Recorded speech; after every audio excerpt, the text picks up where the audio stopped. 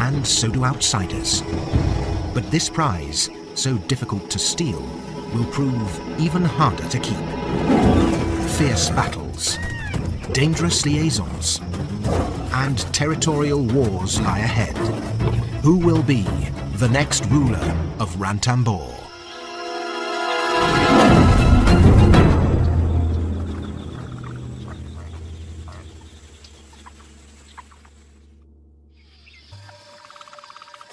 Satra, aged almost 2.5, has begun to hone her killer instincts. 6 months ago, she started hunting on her own. The crucial first step to self-sufficiency. Satra spots a potential victim.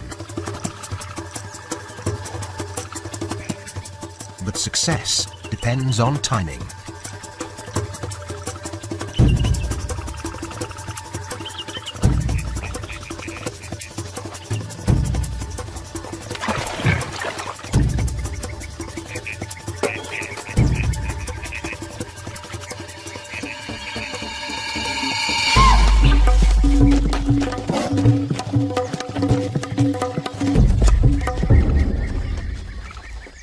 She lacks experience. It will come. Until then, the deer gets to live another day. But it's not just dinner Satra's after. She hungers to control a whole kingdom. She already stands out from her 2 sisters. More detached, more independent, more dangerous. Second sister Atara has a cat's curiosity, but not its courage. And Unis, their mother's favourite, is the most timid of all. Adult tigers are solitary creatures. At just over 2 years old, they'll soon need to strike out and find territories of their own.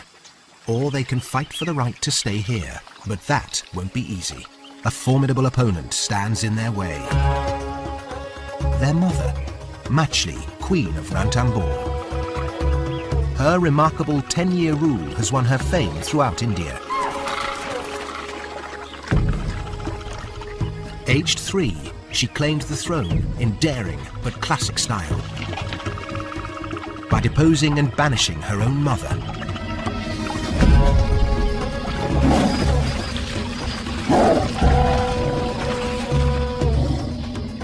And she's fought ever since, defending the Ranthambore fort territory with all her might, laying her life on the line.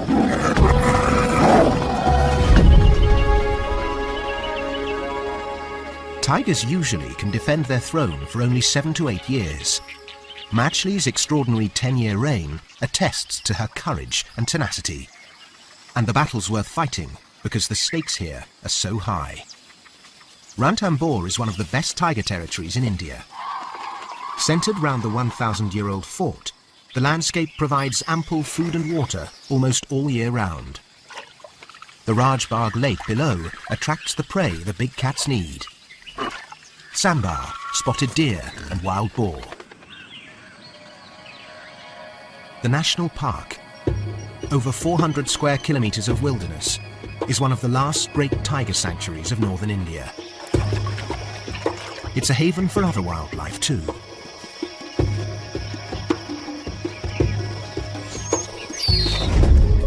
Within this paradise, Machli's produced 5 litters and raised 9 cubs to adulthood. But none of them dared stay.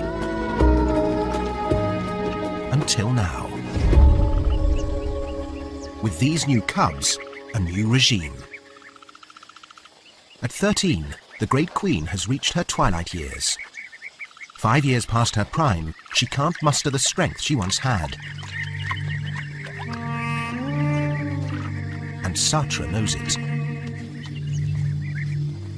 For now, Machli basks in her fading glory. But maybe she senses the end is near.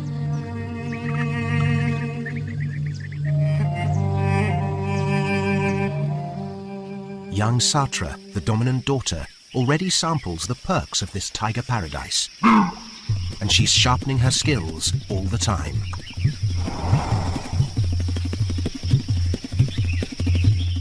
Machli has taught her the hunting fundamentals. The rest is up to Satra.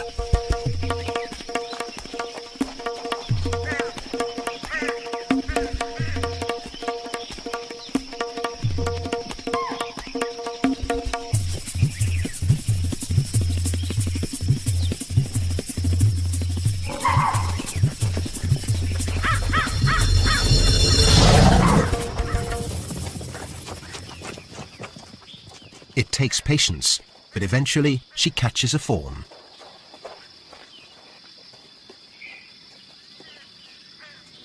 Each success increases her independence and feeds her ambition. Of the three sisters, she'll be the first one ready to establish her own territory. And Satra plans to stay right here, in the only home she's ever known, even if it means war. As the months pass, Satra grows confident enough to make the first move in her bid for power. But not against her mother, not yet. She will have to deal with her family one by one, starting with the weakest. Unis, the most timid, is relaxing in the heat of the day. Satra has her in her sights. She's an easy target.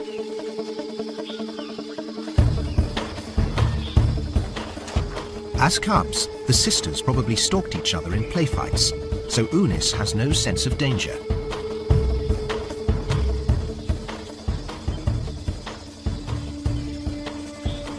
Lulled into a false sense of security, Unis plays along.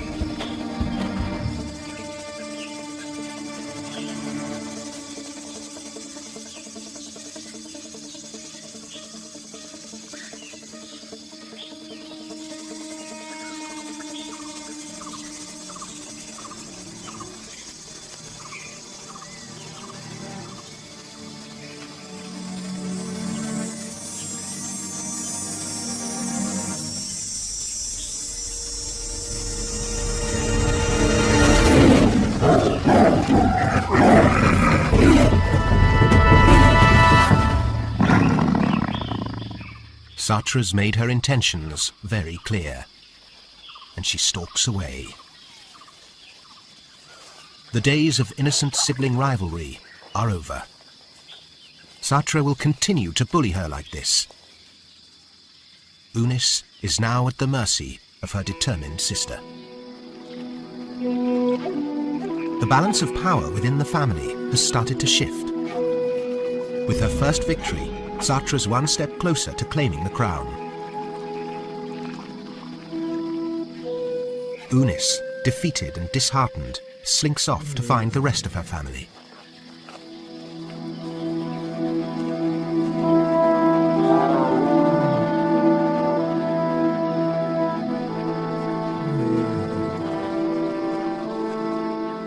She seeks comfort from her other sister, Atara.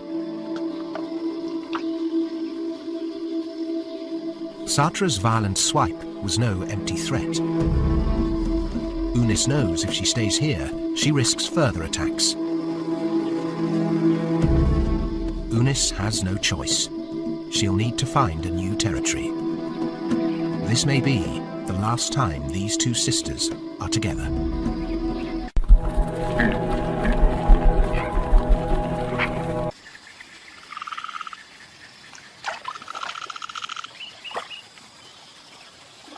Queen Matchley relaxes, unconcerned or unaware of Satra's plot against her. She's no stranger to conflict and has always crushed her adversaries. She hasn't eaten for days.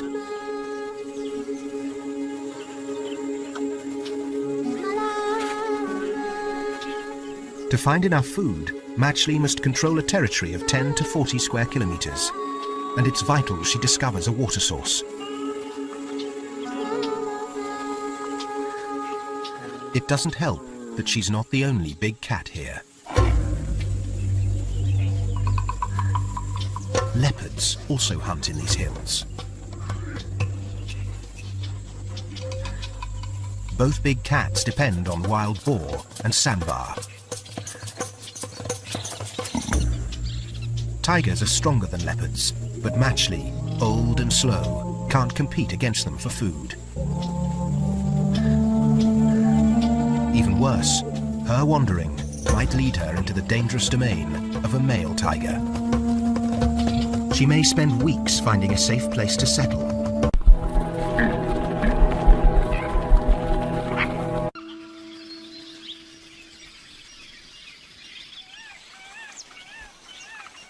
Satra's reign continues. So far, she's enjoyed a peaceful rule. No more fights. But the park wardens have fixed her with a radio collar. It transmits a signal so they can monitor her movements. The brazen queen ventured beyond the fort boundaries and into poaching territory, and the collar will help to keep her safe, at least from human threats.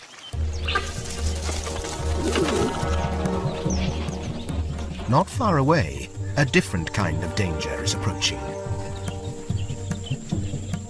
A young male called a Attias. He's come courting, lured by the scent of a female in heat.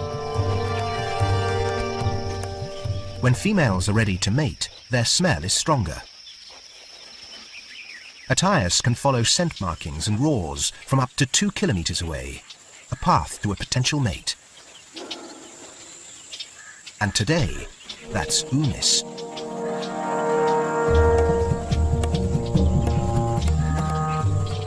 Within a few hours, he finds her. Both lack experience. And Attias isn't fully adult, so won't be able to father cubs yet. But you can't fault him for trying. They may mate up to 50 times a day. It's a tiring business.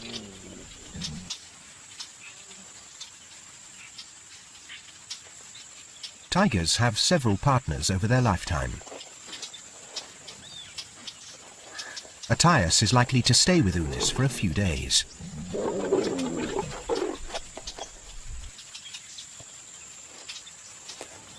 But since this isn't his territory, he'll soon move on.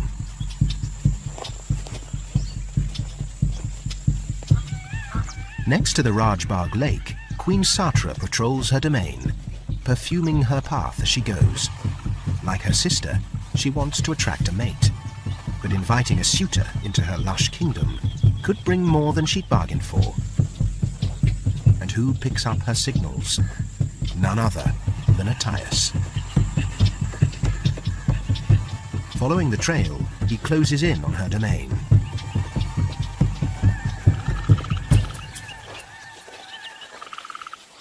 Since winning this territory, Satra fortunately hasn't had to tangle with any male tigers, which are always heavier and stronger. Luring one onto her turf might be a mistake.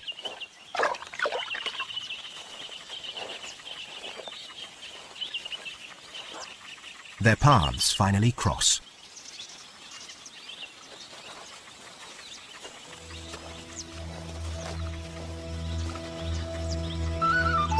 Satra succumbs to Attias' advances. In the throes of tiger passion, she flings caution to the wind. Because Attias isn't sexually mature, his attempts may be more futile than fertile. But for Satra, this could be a dangerous liaison.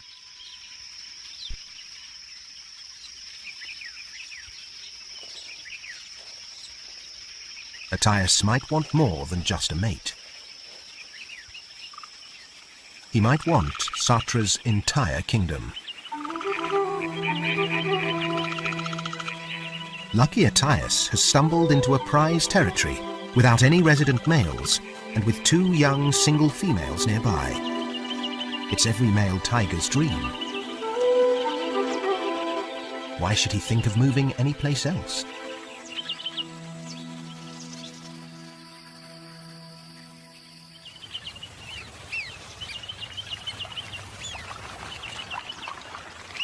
Satra keeps polishing her hunting skills.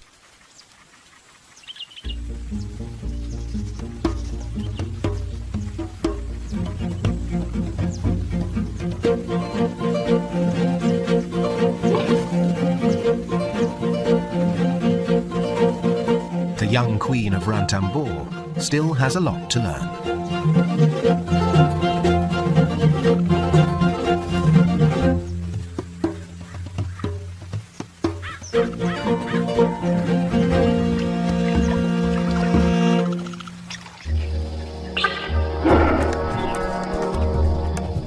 Attias is still trespassing on her land. And now he's found her stash of food, he polishes it off.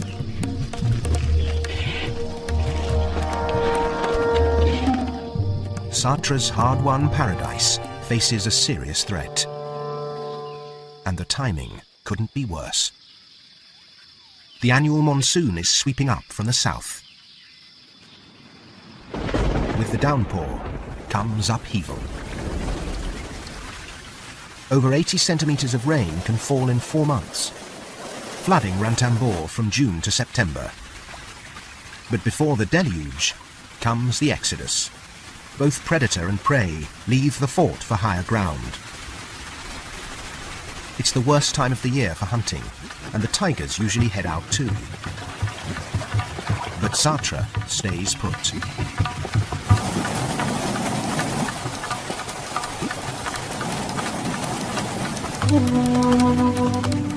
If she leaves her kingdom now, Attias could make his move, and she might never be allowed to return.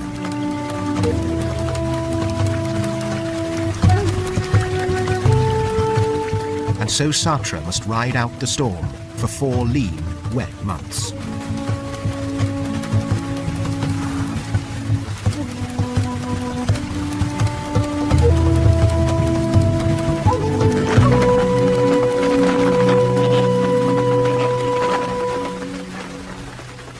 Problems rain down on others as well. Away from the lake, Matchley is also struggling. She has little food, little shelter, and hasn't found a territory of her own yet. She'll need to muster all her strength to survive the monsoon.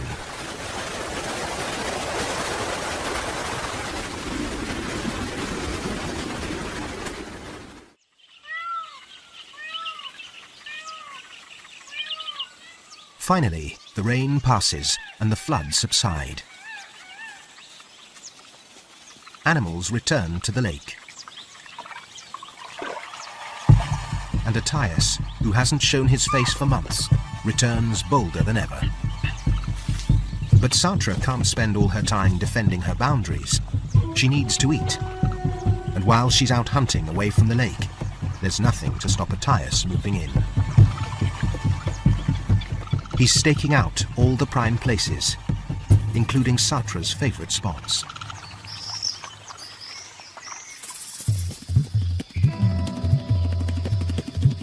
Hunting takes hard work, skill and luck. Even at her best, Satra bags only 1 in every 15 targets. The hungry tigress can't afford to make mistakes.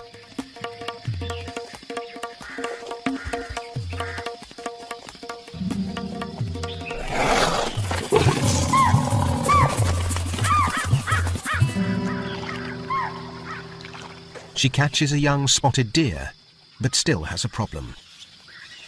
Where to hide it from Attias's greedy eyes? He's starting to know her territory as well as she does. She decides the long reeds by the water's edge are the best place. She decides the long reeds by the water's edge are the best place. But it's too late. Attias seems to have heard the commotion of the hunt.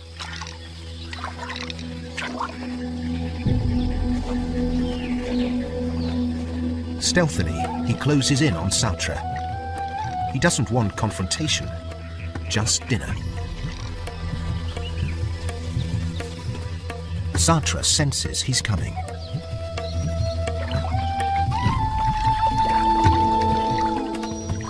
She too wants to avoid a battle.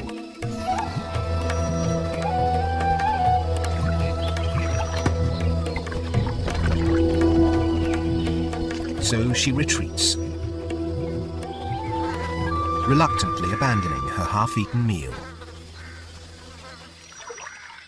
Attias spends over an hour scouting the wetlands. He doesn't find what he's looking for, but he'll keep trying.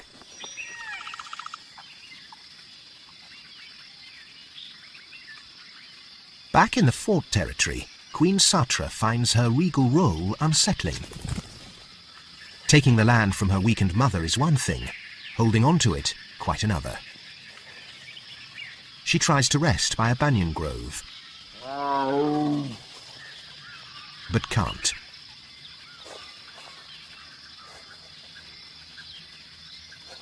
Then she sees what she feared. Attias, the bold and persistent intruder, acting like he owns the place. He's in the heart of her domain. Satra's had enough. If she doesn't defend her territory now, she will lose it. Mustering the family courage, she decides to take him on.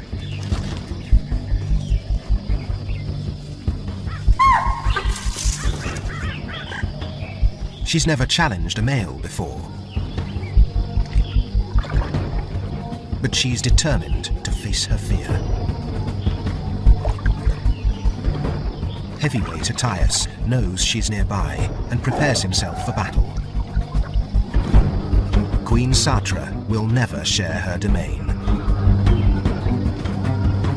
Attias heads to a clearing, ready for Satra to bring it on.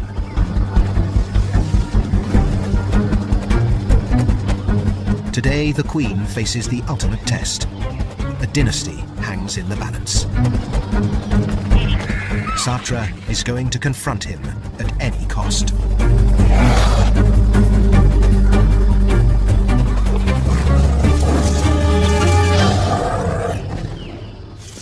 But at the final moment, she backs down.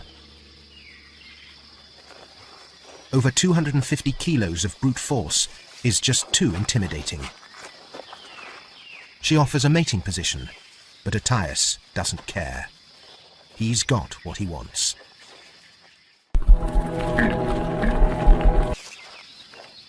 Attias takes his victory walk. Satra is left lying in the dust. Her royal dreams are over.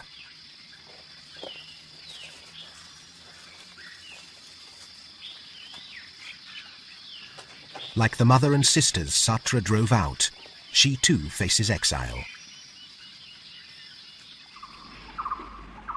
Ironically, her weaker siblings have done much better than her.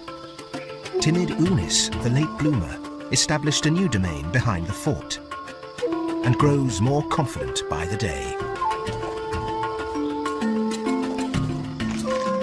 And Atara thrives in Sariska National Park, where she controls a territory of over 50 square kilometers.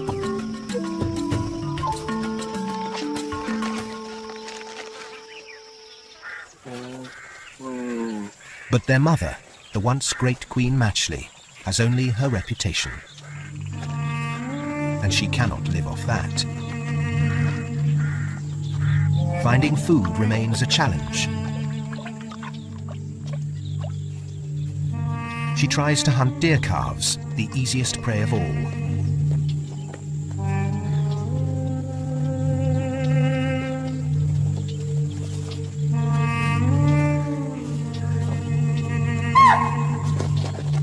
But now she can't even catch them off guard.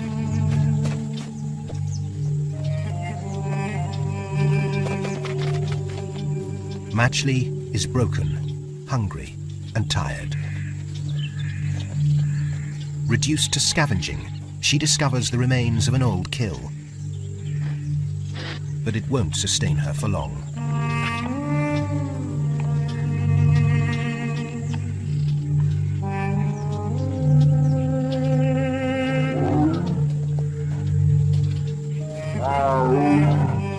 Her future looks bleak.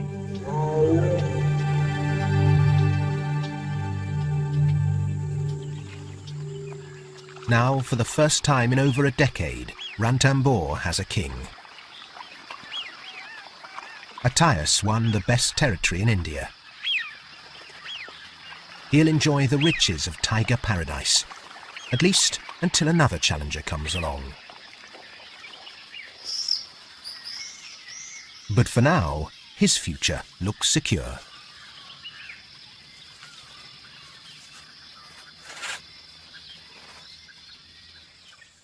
Satra is the loser.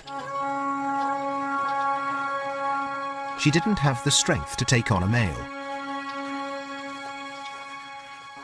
After only 9 months, she's been knocked from her throne.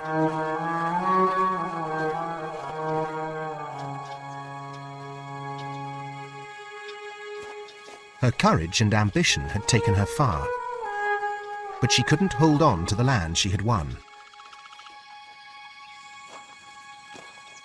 Now the deposed queen must make a fresh start in a strange land, finding some small portion of this big wilderness to claim as her own.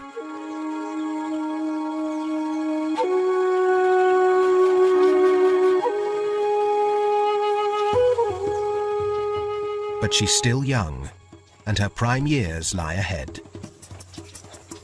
This one-time tiger queen might even reclaim her kingdom and restore her dynasty. Satra lives to fight another day.